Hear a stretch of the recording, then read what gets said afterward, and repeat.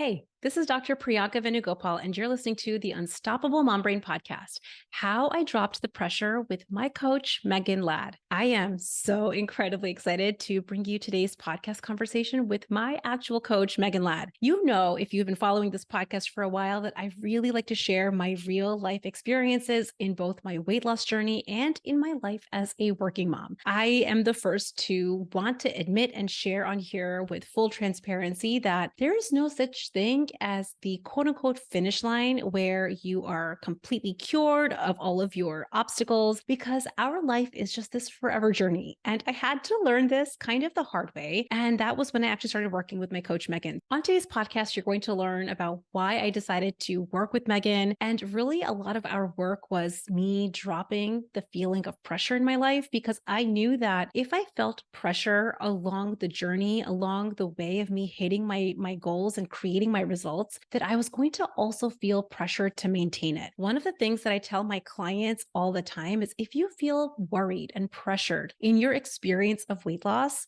when you hit your dream ideal weight, you're going to feel worried and pressure in maintenance. There are so many parallels between weight loss and business. And that is some of what we touch on in today's podcast episode. So I cannot wait for you all to listen in on this conversation where we talk about my journey and really how any high achiever can start doing the work of dropping the pressure so you feel more calm, more ease, and even have more fun in hitting your dream goals. I cannot wait for you to enjoy today's episode. Welcome to the podcast, Megan. I am so incredibly thrilled to have you. This is the first time. I'm almost like a little nervous. This is the first time I've ever had my own coach on the podcast. And so we're going to be like sharing all the secrets. All the secrets are Yes. coming out in this episode, but I am thrilled to have you. Let's just first start with having you introduce yourself, how you became a coach, and then we're going to get into all the secrets on today's Perfect. podcast. I love it. This is the Yeah. open book podcast. We're just Yes. going to Oh, dive that's what right we're going to call it. in. Yes. Okay. So my name is Megan Ladd. I am the Joy Coach. And my mission as a coach is to help high achieving women experience more joy in their work and in their lives. And really, that was inspired by my own journey as a former overachiever. Now I would say high achiever, recovering perfectionist, and someone who had experienced a fair amount of success, in school growing up and then in work by putting so much pressure on myself, burning out, and eventually discovering a different way of being in my work and my life. So now I dedicate my work and my life to helping other people do that too. And I became a coach because, well, my parents are both therapists. So I grew up in a household with a lot of personal development going on. But I met my first coach at a networking event right after college. I was on a totally different kind of corporate track. And she just rocked my world, and I had never experienced someone cut through all of the professional masks like that and really get us to open up and connect on a deep level. This room full of strangers, it really kind of opened my eyes into a different way of even just dropping the small talk and being real with people. I was like, "Who is this woman? How did she do that? I want to learn that." And that kind of set me down this path of looking into coaching. And then totally, I think this happens to a lot of coaches. You discover it, you experience some of the shifts yourself, it blows your mind, and then there's no turning back. So that was kind of how I first got into it, was just my own personal experience of having my mind opened and getting out of my own way a little bit, dropping the anxiety at this networking event and actually making some real connections that night. Oh, I love that. And I also love that there is no turning back. Like once There you really experience isn't. that, I feel like that's such a true story of, I think of anyone that experiences coaching or even like micro shifts in their personal world. It's hard to go back. It's like once you've seen something, you can't unsee it. Yeah. It's like one of those things that would last such an, it's like your DNA has been imprinted on when you experience Yes. some of these transformations. One of the things that I love that you just said, and I'm curious if you can speak to this, is you went from being an overachiever to a high achiever. And as you said that, I was like, oh, spicy, because that feels like exactly how I think I probably identified. I would never have called myself an overachiever. Like, I Mm. mean, I probably was, but I never used that as a label. But that's kind of been what our work together has been. So, how do you define being an overachiever versus being a high achiever, which just feels so much more lovely? I don't know. You tell me. Yeah, I think of when I was an overachiever and when I work with people who are kind of in that state, it's going past your own limit of what feels good physically, mentally, emotionally, and energetically. So it's almost like that drive to succeed or prove yourself or perform well comes at the expense of your own well-being in some way. It's almost like if there was an order of priorities, it would be above your own wellness and happiness. Mm, It's like, I must accomplish this at all costs kind of thing, which, can work honestly in school if you're cramming for a test or something, or if you're passing a board exam, right? And you're like, this is my crunch time, pedal to the metal. But then there's these built-in breaks. And so you can kind of maintain your sanity, but out in the working world, you don't have summer breaks anymore, right? You don't have these built-in lapses to just catch your breath. And so then it's easy to end up on that hamster wheel for years and years and maybe even decades until you reach a point where you're like, "Oh my god, I'm exhausted." So I think of overachieving as achieving at your own expense, and I think of high achieving as I am driven and I am ambitious and I have these goals that are important to me. I'm going to work towards them alongside factoring in my own sanity. Oh, I love that. And it kind of reminds me a little bit. So, just to backtrack for everyone that's listening, how we even started working together was I started to feel last year in my business, and I think that this was sneaky. So, I'm curious about your thoughts on this. Is I have always loved my business. I love thinking about my clients and the results that they're creating. And I think that I allowed that piece of my like relationship with my business, which is I love what I do, to kind of mask this pressure that I had been feeling in the background. And for me, I think I've had this, and we've talked about this in our coaching relationship as well. I've probably had pressure alongside me for decades because I used to really think that that's how I'm going to over deliver results. I'm going to create more in my life. That's how I'm going to pass my exams, my boards, my residency. Every single area of my life I think was driven by pressure, so I didn't realize that it was this optional part. I Yeah. kind of just probably started even becoming an entrepreneur with pressure alongside. And what I noticed last year was, wait a second, how come I love my business so much, I love so much of what I'm doing, and yet I'm feeling this way?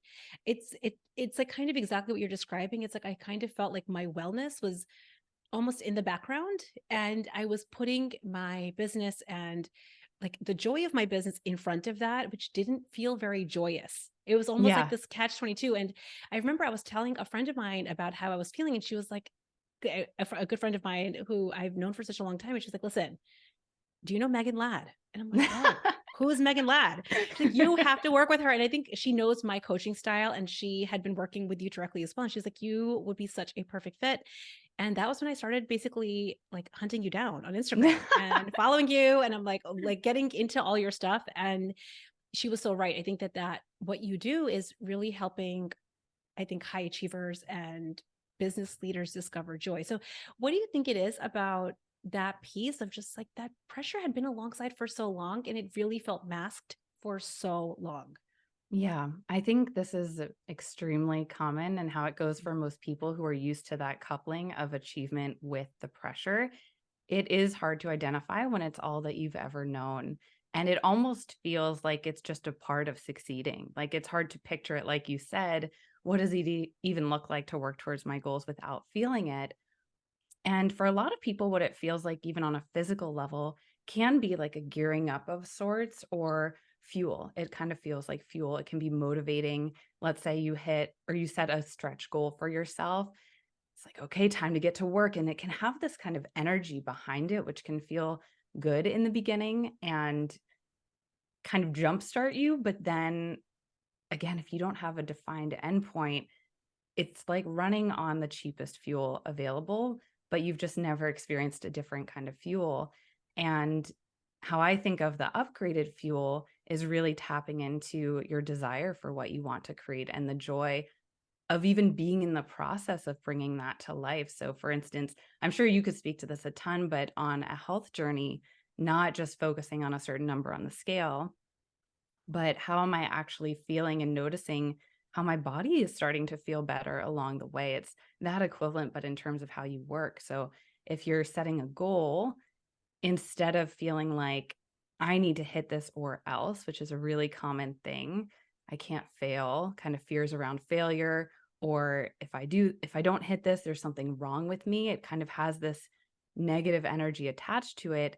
It's getting back to the joy of what you're doing and your love of the work and how good it feels to be in a single conversation with a potential client, that kind of thing. But going back to your question, I picture it almost like initially the success and the pressure are intertwined, and we don't realize we have the opportunity to unravel those two. But when you start looking at it, and we did this in our work together, when you start even looking back at your former successes, pressure might have been there the whole time. But if we were to tease it out, is that pressure really what led to you accomplishing your goals? And when we really look at it, there's all these other parts of you and aspects of you that actually were the secret sauce the whole time. And so you can start to play with, what is it like? Let me just experiment with letting go of the pressure and showing myself that my whole world doesn't fall apart, that my business doesn't fall apart, that I don't just become, this is a common fear, a lazy couch potato. My fellow high achievers tend to have that. Without this Absolutely. pressure, I'm just going to lose all motivation. What if I have no desire to work anymore? And that never happens. But sometimes we need to ease in and just show ourselves that with these experiments at Mhm. first. Let me just try.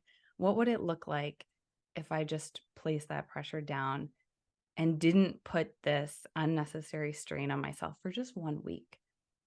And then you Mm. start to collect the evidence. And I know you could I probably speak love to this that. Oh, too, but yeah.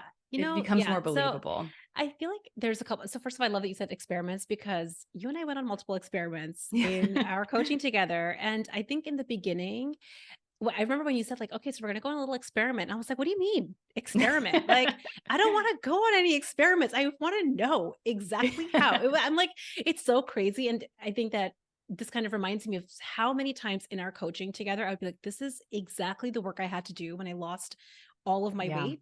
And I think I've said to you, I'm like, oh my gosh, this is so similar to what I had to do in weight loss. Like when I weighed over 200 pounds, I couldn't feel pressured in my process to lose the weight. Otherwise, I would have felt it in my maintenance. This is actually Yeah. something, it's so interesting, like you were saying in the health journey. And then I want to circle back to why it was hard for me to drop the pressure. I remember I had to teach myself, and this is something that I really talk to my clients in the Unstoppable group about, is if I feel pressure in the process, then I'm going to get to my goal and then I'm going to feel pressure to maintain it.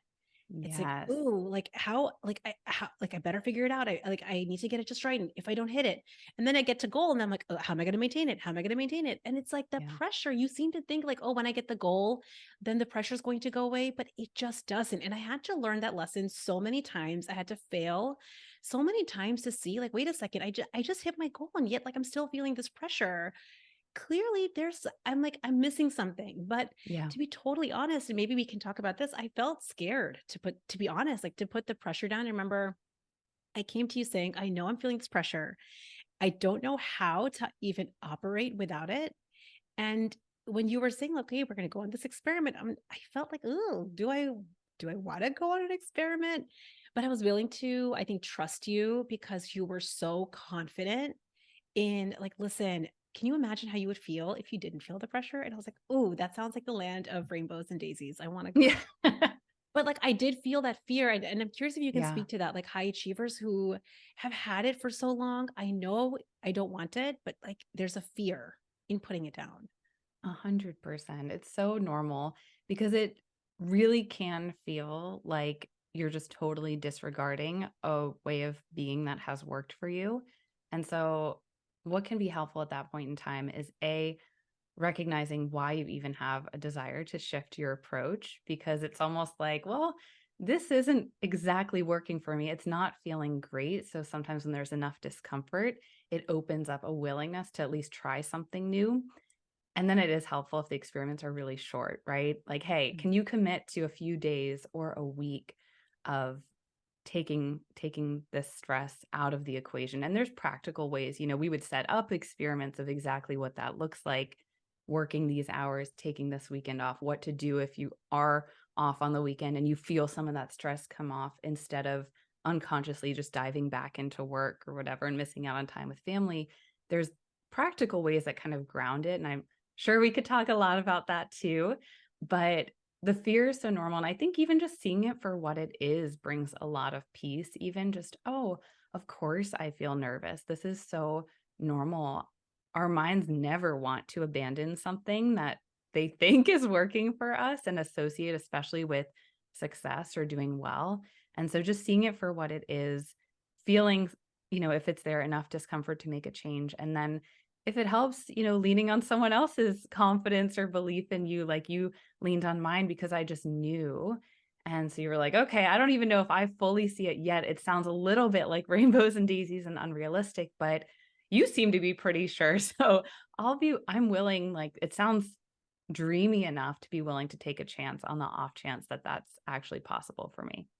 Absolutely. And I still remember on our first call when I was talking to you about really like where I was at and where I wanted to go. It was two things. One was I think what you're saying is correct. I got to the point where I was like, this discomfort, this like constant sensation of like I could do more and I could I could work more, I could imagine more. Like it felt good, but also didn't feel good in a Yeah. way. And that was like, you know what? It's taking me out of really being present with my kids. It's taking me out of being present with my husband. It's taking me out of like being present in my current life.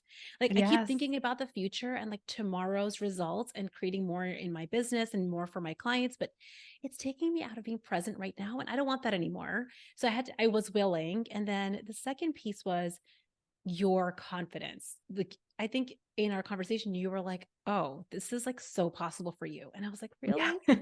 I was like, oh, if she believes it's possible. And again, I really came into our conversation from having seen you online and having followed you for a while. I just felt this trust for you that I was like, I mean, if she believes it, I want this more than my discomfort. So I'm like Yes.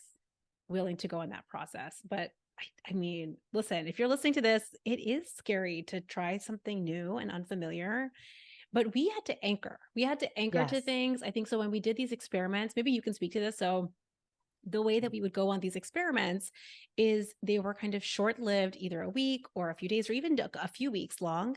But I had to create safety for myself to put the pressure down. Like I had to really Yes. anchor to knowing how am I going to accomplish my goal without the pressure. So what do you think about that? Can you speak on that? Yeah. When I think about an experiment, the anchors are basically like the procedure that you would outline or the steps of the experiment. And so they just really ground it in reality because sometimes people think, on the one end is pressure and it's very practical. And then on the other end, you're just like head in the clouds, like floating through life, like totally just la di da, like disconnected from reality. But actually, it's still working towards your goals and experience the satisfaction of a good day's work just without that driving force of you got to do more, you got to do more. And I will say you touched on this, but I think the biggest lie of the pressure filled space is I'll relax when. I'll relax once I hit this goal. I'll relax once I, get to this certain like position at my company or make this certain amount of money.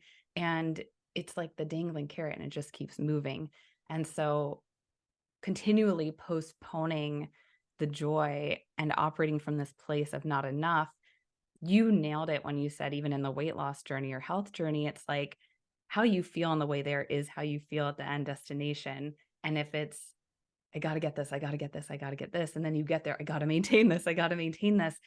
It really never ends unless you intentionally decide to kind of pull it out of the equation. So the anchors in the experiment are basically a way to comfort that part of yourself as you're getting used to not letting it run the show. So you can think of it like taking it out of the driver's seat, putting it in the passenger seat. It can still come along and direct some things, but it's not the one actually in charge.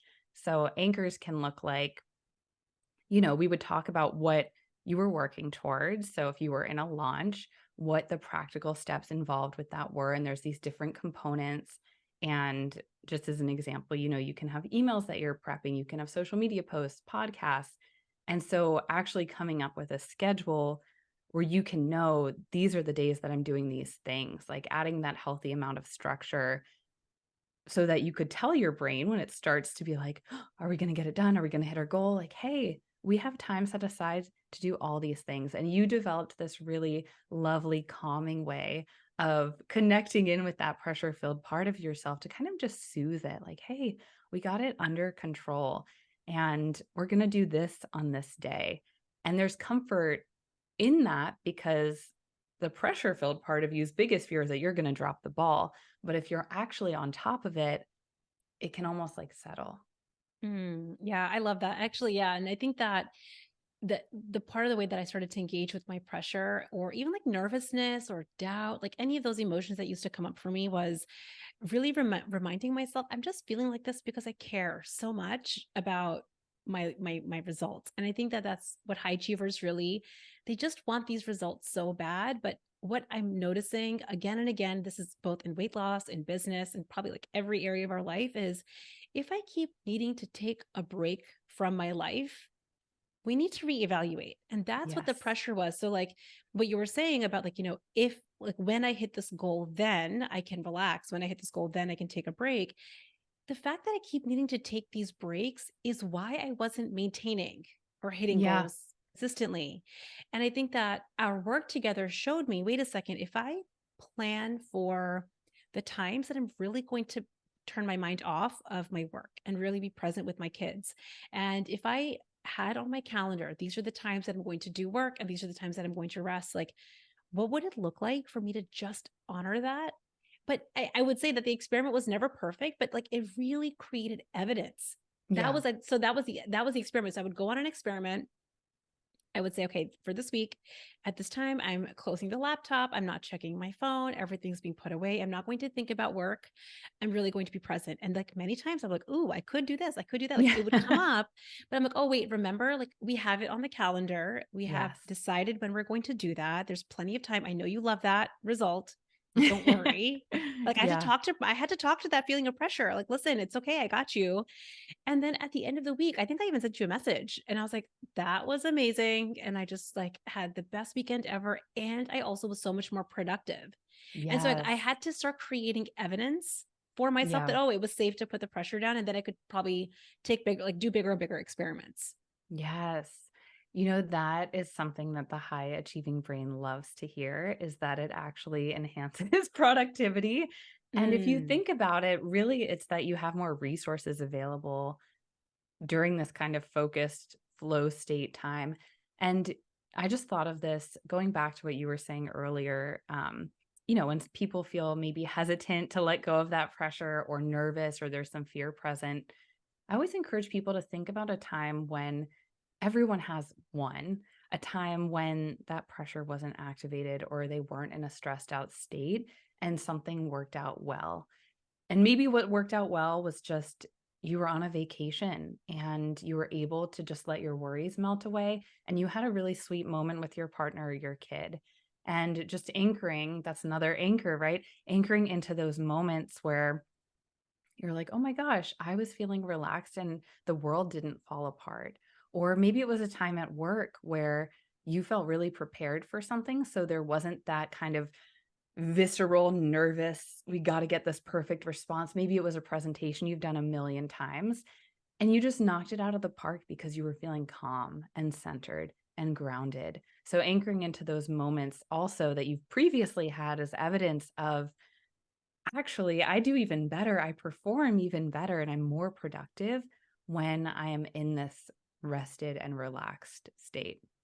Yeah. And I think the experiment I'm thinking of was I wanted to prepare, like, I think a series of emails and videos and podcasts before I took a trip. And I wanted to really like go on the trip and feel totally detached from work, like in my mind and also like physically from my laptop. And Yeah. I think that the thing that really helped me do that and helped me focus the week in advance was like we're going to rest so much. Like we're going to have such an amazing time on this trip.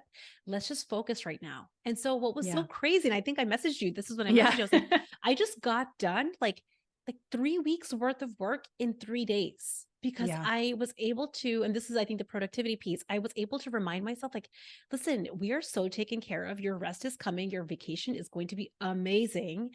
Let's just like Yeah. knock this out. And like, because I was in that state, I think I didn't feel distracted. I wasn't scrolling Instagram and Facebook and getting distracted with all the random things that I would usually distract myself from. I was like, let's just knock this out. Let's just get it done. So my productivity, I think, improved because I was like, remember, we're so taken care of. Like, this trip is coming up. It's going to be amazing. And I think that Yes. that is something I have to keep it. And actually, speaking to the next thing, I feel like what I have had to learn is I would have a good experience like that. And I would be like, guess what? Pressure's gone. Problem solved, Megan. I am fixed. I'm fixed of the pressure. And then like a few weeks later, I'm like, so the pressure came back. Yeah. And now what? I think, and I'm curious what you think about this. Like, I used to think that, oh, like once I've solved the pressure problem, it's gone forever. And that's just like not a thing. Yet I totally Yeah. did it. So what do you think about that piece where like we kind of resolve it, we do let the pressure go, we prove it to ourselves, but then it comes back and then it goes away and then it comes back. So what do you think? Yeah, I think that's totally normal, especially if it's been a part of your life and a way of being maybe for your entire life. And as you're describing it, and I'm sure you can speak to this too, it's just catching it sooner, knowing how to calm it down inside of you, because really it's based in fear. And just a part of being human is experiencing that fear sometimes.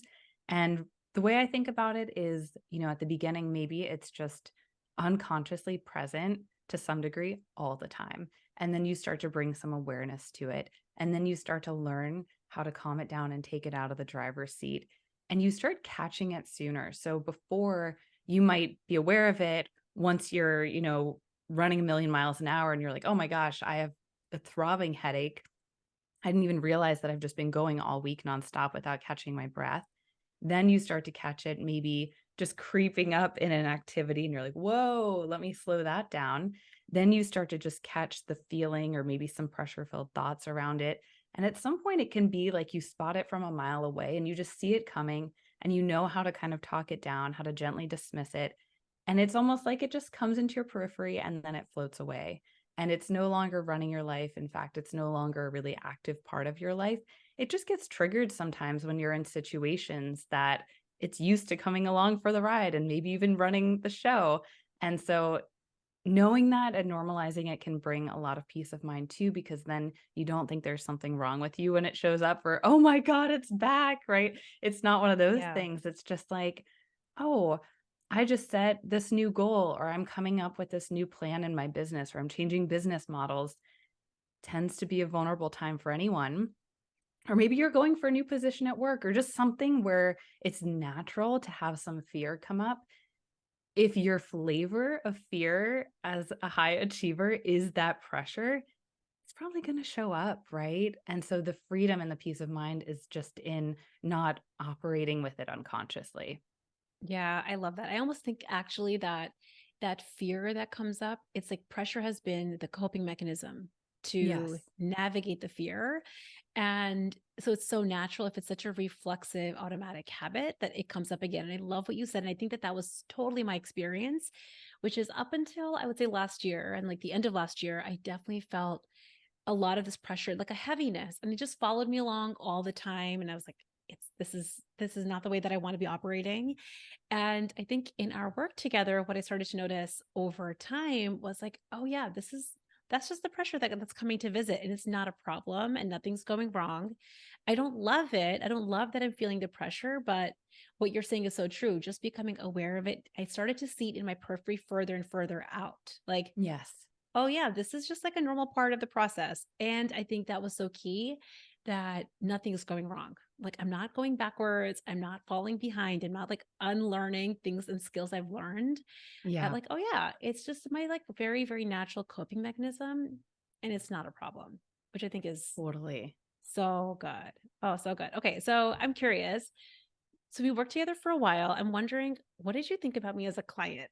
I mean, be totally honest, we're letting all the secrets spill. What do you think? I know. I Was it wish I difficult? I had might have some been like, difficult.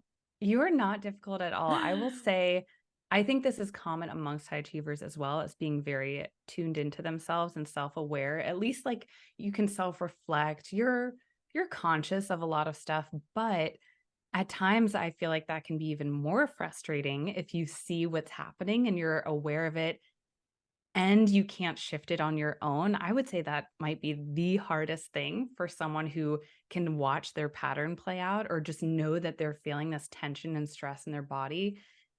and you can't do it independently. I think that's really hard. It's like I'm used to doing a lot of stuff on my own, so just opening up and receiving that support, but honestly, I feel like you're very coachable, and I think it's because you were ready. Most people, by the time that they come to me, they have tried on their own, and I think that that's just an important distinction whenever you decide to work with any kind of coach, right? Is just being willing to trust and open yourself up to receiving that support.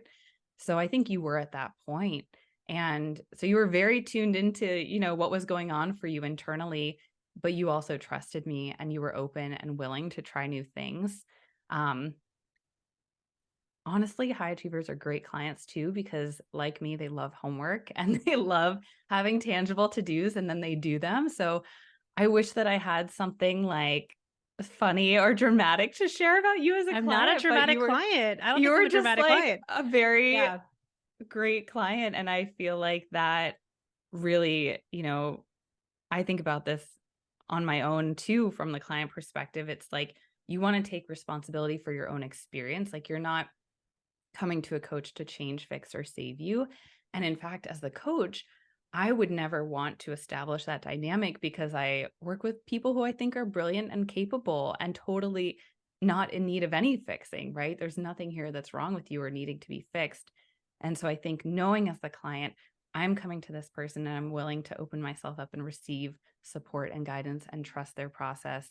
And I'm going to do on my end what is needed. Maybe that's just as simple as showing up to sessions really vulnerable and open and down to try new things, right? And then if we make commitments in terms of any next steps on the call, I'm going to follow through over the next week and I'm going to do those things because we're doing a lot of this inner clearing and shifting on our work together. And then those steps in between can kind of anchor those changes and continue to build that momentum. So honestly, it was probably a lifetime of being like an amazing student and great at follow Yeah. through because you did Yeah. that. I actually remember coming to you. I'm like, Megan, if you whatever you tell me to do, I'm just gonna do Yeah. it. Like, I think because I I think asked, "Do you again, I like got to that homework?" point. And you're Yeah, like, you did. "Yeah." You did. And actually, I think part of your process, from what I remember when we first started working together, you actually asked in your application form, like you ask certain questions, and I'm like, oh dang, I'm being serious. I have to be serious about this. And Yeah. and I think that again, what you're saying is like I really did get to the point where I'm like, I'm surrounded by brilliant coaches and coaching friends and coaching peers. And, it's not that I was short of coaching. I've been in business coaching containers for a few years now. So it's not that I wasn't getting coached, but this was an area, a very specific area. And it's like it was affecting my personal life and my business. Like I could see that it was kind of in every area, but it needed special attention. And I don't think that I was able to do it on my own, but you're right. I was at that point where I could see it happening. I could see myself in it. And I think I even would tell you like logically, I know what I'm doing. And I would like give you my whole model. This is my feel. These are my thoughts. I wouldn't even tell these are the thoughts that are creating my pressure. Yes. And I was like, but I just cannot drop them. It's like these thoughts really felt so true to me. Like, and I think that that was the part that felt I felt like not powerless, but I felt so frustrated by. So it's Yeah. like I could feel like, okay, I have these thoughts, which is like, I want to get it right. I really want to do a good job. I want to do my best. And it sounded like, I mean, good on paper thoughts. Like, I want to do my best. Sounds really like nice on paper, but it was creating a lot of pressure for me. And I remember coming to you saying, I can see that this is the thought that's creating pressure, but it feels true. Like, I Yeah. do want to do my best. I don't know how to drop that. And I think that that did, you're right. It's like now that I'm reflecting on it, it does create this frustration of I can see why I'm doing this, but why can't I solve this on my own? So, what is it that you think it is about working with a coach, especially when you are aware of your patterns? Like, what is it about Yeah. working with a coach that helps you drop that stuff? Yeah. So when you're in it and I'm picturing within your brain, you're just living within that reality, like you said, where it feels so true. And so having someone who is outside of your head, who can look at it all, and also who's familiar, like very familiar with this way of being and thinking, it's like I could see it from a neutral perspective where, I mean, I could offer some perspective, but I could also see things that you couldn't, right? even things as simple as, let's say you had a thought like, I just want to do my best, and it feels so true. And maybe it even feels like a good thought to some degree. As you're sharing it with me, I pay really close attention to the energy behind my clients' words. And I could immediately tell when you would share things, whether it was coming from a grounded, loving place inside of you or that pressure filled, almost panicked place. And so, as you're sharing, even around things like making a decision in your business, sometimes I'll just have you brain dump and share your different thoughts. And I'm not just listening to your words. Again, I'm listening to the energy behind them. And that's how I can kind of tell and reflect things back to you. Here's what I'm noticing. Here's what I'm seeing. And then over time, as we have sessions, oh, this is reminding me of when you did this, and kind of noticing patterns and ways of being. And I get to know your brain really well, but it's like I'm watching from outside of you and I'm not in the emotional sway and current of it, and I can kind of put things together. And it's like you'll say something and I'll catch it and I'll reflect it back to you. And sometimes I'll reflect the energy behind it back to you or just ask you about it. And it's like you can see it in a different way. It's almost like we're putting it on the table and examining it together. Mhm. And once we do that, you're no longer living inside of it. You're now examining it with me. And then you can say, oh my gosh, is this something that actually feels good to hold? Is this something that I want to bring with me?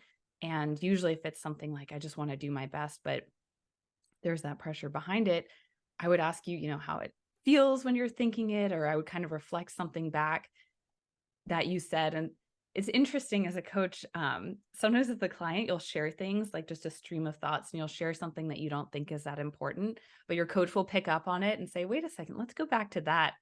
And sometimes you'll feel like, I don't even remember saying that thing, but it was an unconscious little slip.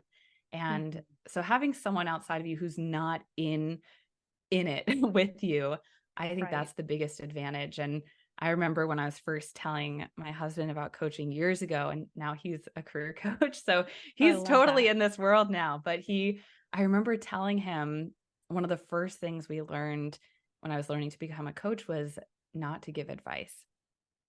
And that was actually so hard at first. I never realized how much advice I gave until I was challenged with not giving advice. And because, especially, I will say, for people who kind of feel independent, we might think we want someone to just give us advice, but if we get into a conversation and someone's just piling on a bunch of to-dos, our brains do tend to resist that. And there's so much more power in guiding people into their own way of being, maybe within a process or structure, but finding their own path. And so when I was first starting to coach, I remember I would say to my husband, "Okay, I'm going to share something, but I don't want advice. I just want you to tell me what you see." And he's like, "What are you talking about?" And I was like, "This is basically what coaching is. Like, I want you to just notice, is there something I'm missing?" And then eventually, of course, I got my own coach because he was like, "I think this is beyond my my Beyond my limited role as a husband. Yeah. Yes, Yeah. yes." I was like, "This is healthy. I will find a coach." But, it's we do still do the "Do you want me to listen or give advice?" Oh, I question when love we sit that down, which is question. honestly best question Oh, ever. And I oh, will I say 9 love times that. out of 10, it's not give advice. It's just listen Oh, and hold oh, that's space. so Yeah. good.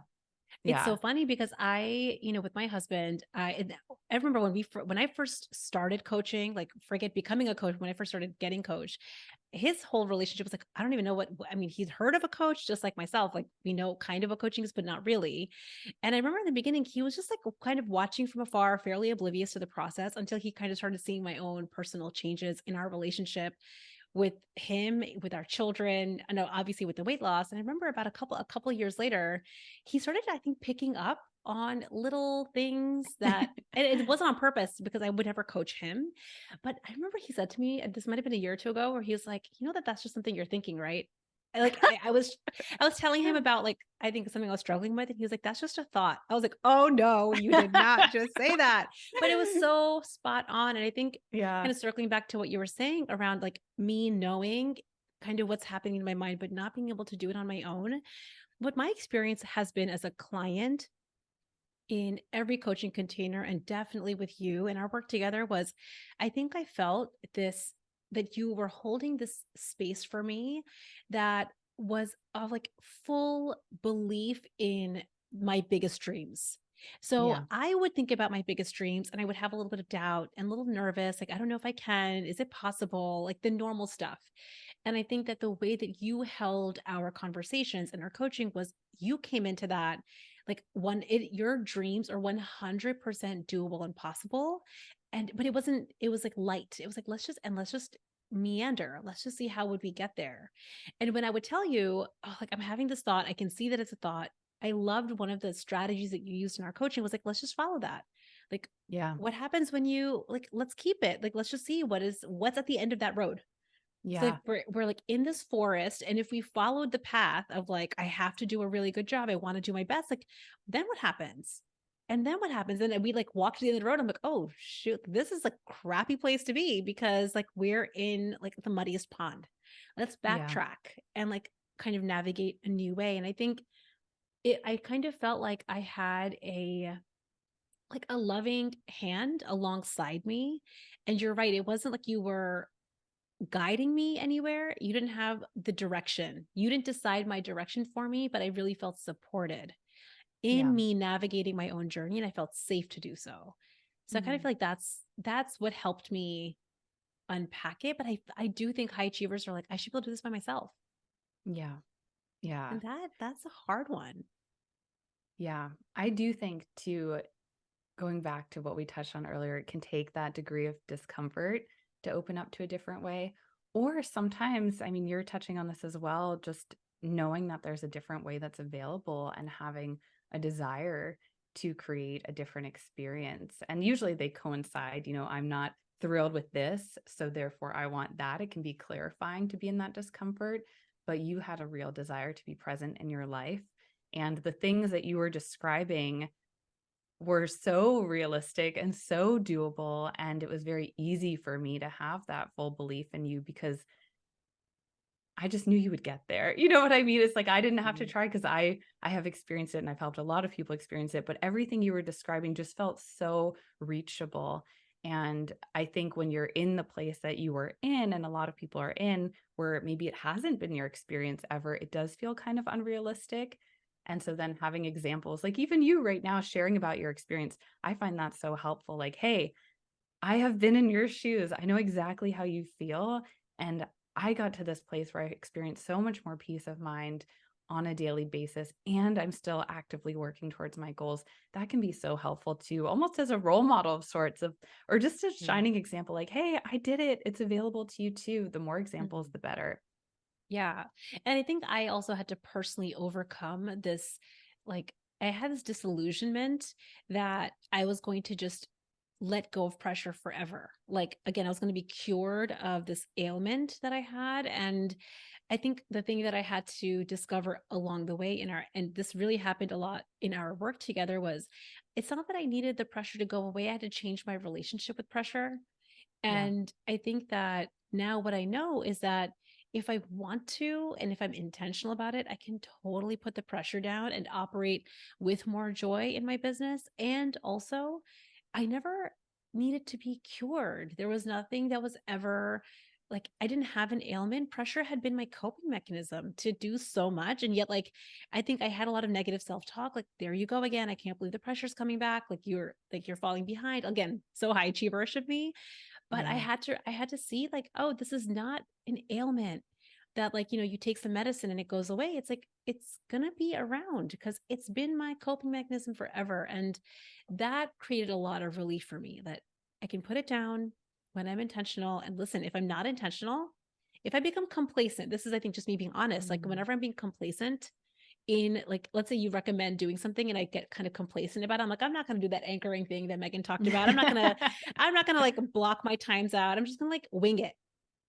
I've noticed whenever I'm complacent in the process, guess what comes back? Yeah. The pressure. So I think that it's just been such a nice, loving reminder like, don't be complacent in your life. Like, and I think that that is probably one of the messages that I would love to leave anyone listening. If Yeah. you want to drop the pressure and if you want a life that is feeling more joyous, feeling lighter, having more ease, you have to prioritize it.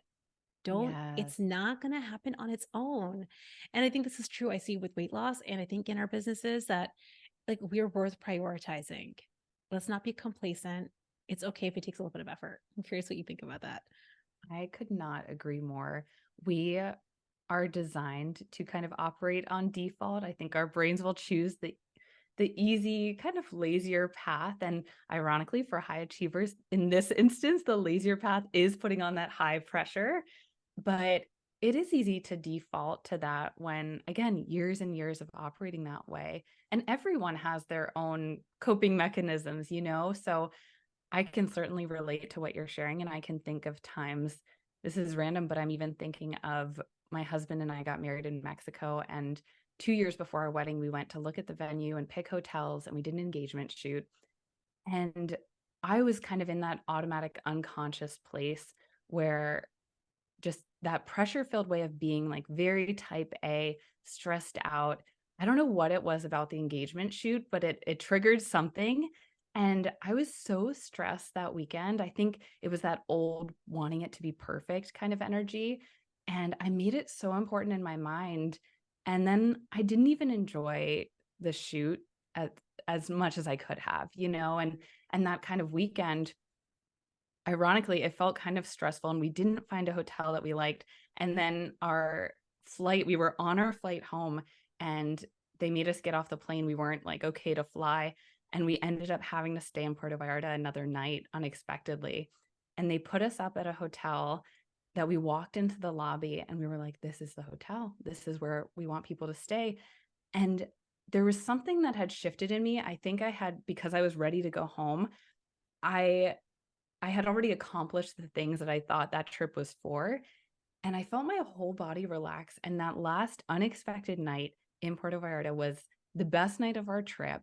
And things just started to fall in place. Like, we decided we would do a rehearsal dinner there, and we got a block of rooms, and all these to-dos just kind of unfolded with so much more ease. But also, what that experience taught me was I do not want to bring this energy into my wedding. And I was Mm, actually really grateful for that experience mm, because I got a little taste. This is what it's yeah, like to be yeah, in perfectionist.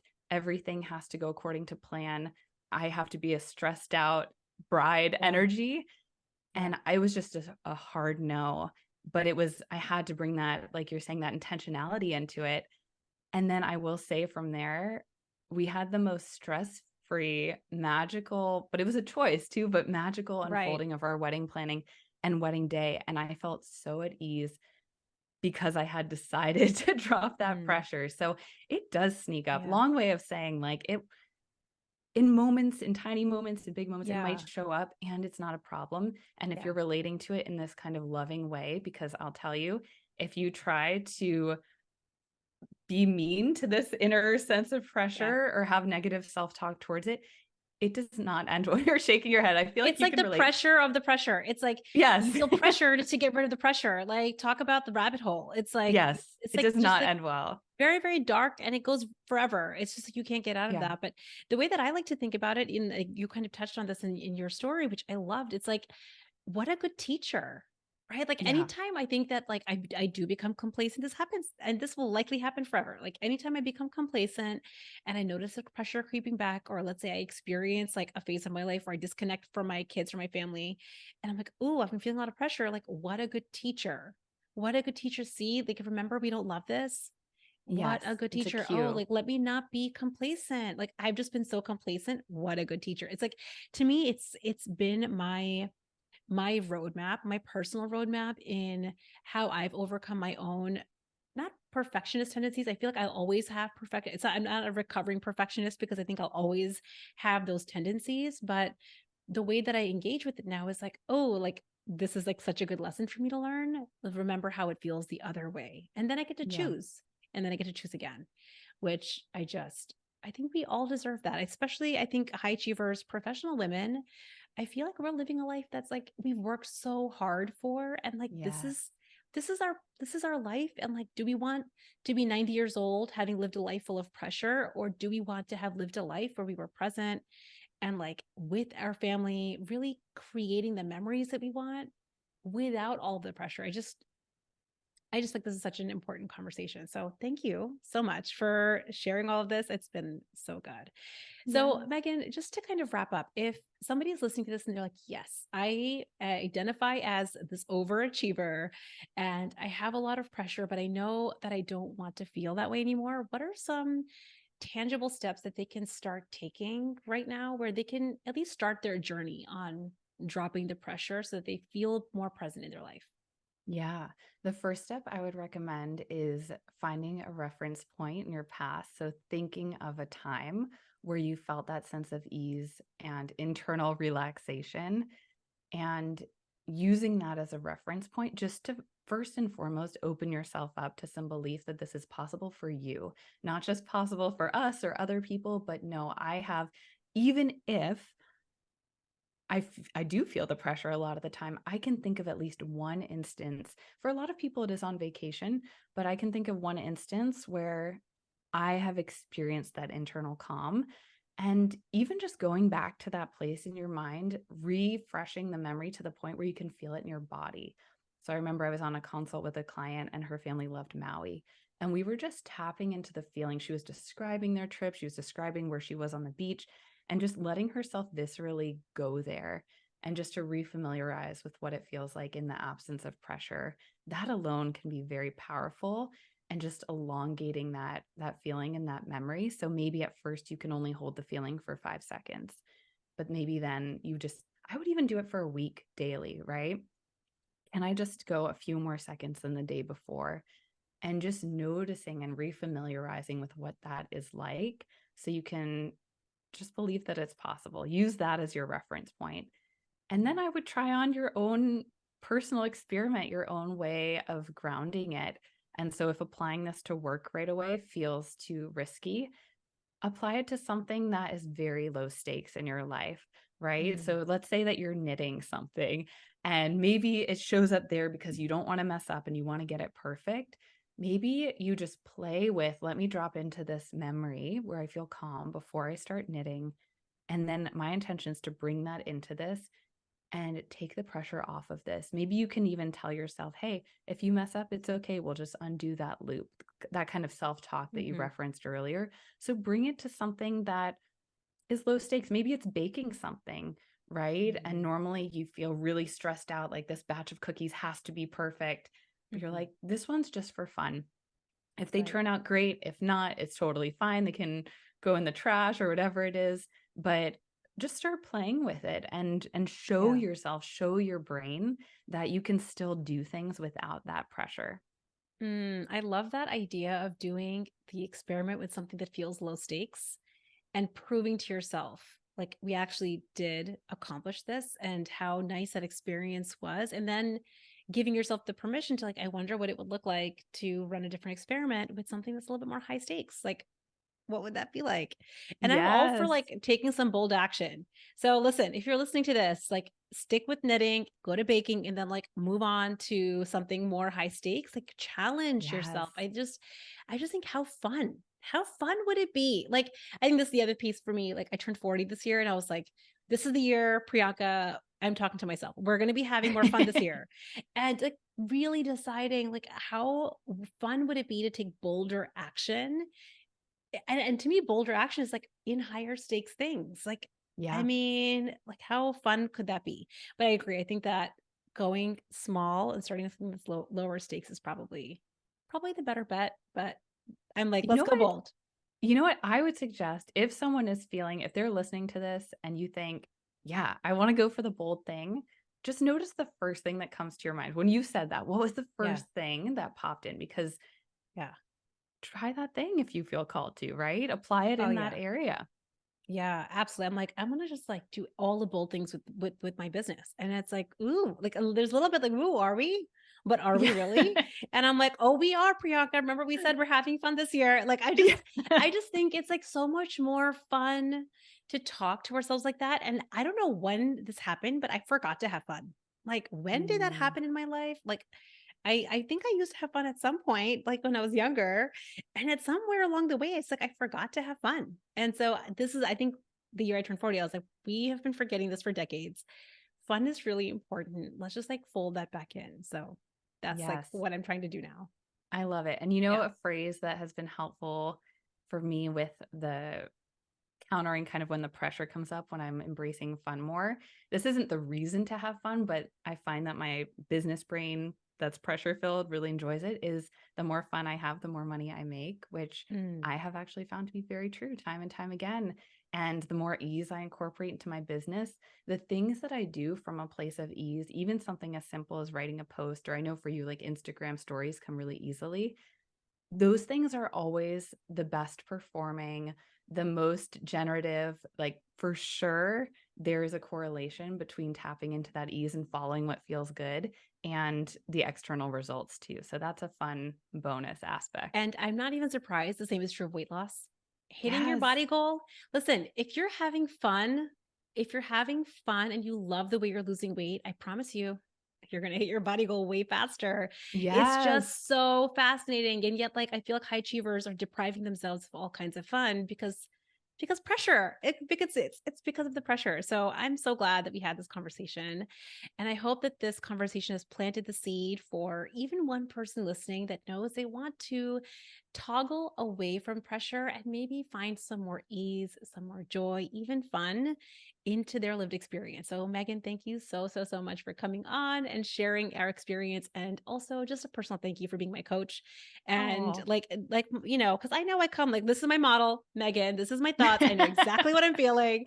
So I appreciate you so much for so much that I've been creating and I love it so much. And I love you. So thank you. So And tell us, welcome. how can we hear about you? How can people find you and all of the things? Yeah, so you can find me online. My website is megan-ladd.com, so megan-ladd.com, and I'm also on Instagram at meglad, and that's where I tend to hang out. I love it, Megan. Thank you so much for coming on. Thanks for having me. Bye. Bye. If you're loving this podcast and you identify as a high achiever, as a busy professional working mom, I want to make sure that you know about my free 5-day email course. It's 5 days of quick, simple, and really implementable tools that you can have in your back pocket right now so you can start feeling better in your body now so you can start hitting your goals with more ease. If you want to go and grab this free 5-day email course, you can get it over at theunstoppablemombrain.com/email. I hope you guys have an amazing rest of the week, and I'll see you in your email inbox. Bye.